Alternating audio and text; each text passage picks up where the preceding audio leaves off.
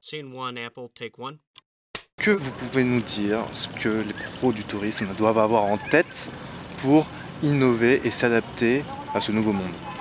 Mais si vous voulez, deux choses. D'abord, le temps n'arrête pas d'augmenter. La vie s'allonge, donc on a de plus en plus de temps. La part du travail dans la vie, disons que c'est 12%, pour donner un chiffre.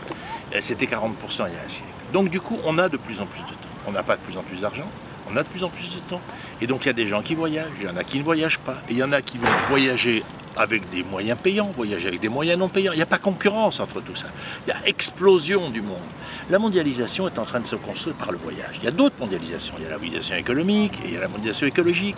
Mais ce qui fait les hommes, ce qui met les hommes en relation les uns avec les autres, c'est le tourisme. Donc il faut favoriser, démocratiser. On a oublié de démocratiser depuis un certain temps.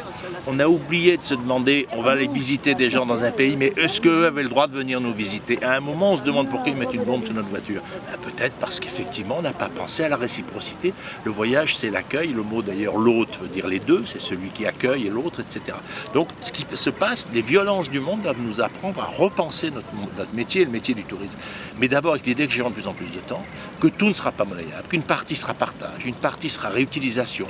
Quels sont les segments où on a besoin de professionnels, les segments de découverte, l'initiation de la jeunesse, les personnes âgées qui ont besoin d'être accompagnées, peut-être des voyages exceptionnels, je ne vais pas aller marcher sur la banquise tout seul, donc il y a des choses comme ça. Et d'autres choses, au fond, on va apprendre à les faire tout seul. Parce que, si vous voulez, depuis la guerre, les professionnels du voyage ont vendu leur savoir-faire à leurs clients. C'est ça qui est extraordinaire. Au fond, les gens ne savaient pas voyager. On leur a appris. On leur a appris à prendre le train. On leur a appris à prendre l'avion, tout ça.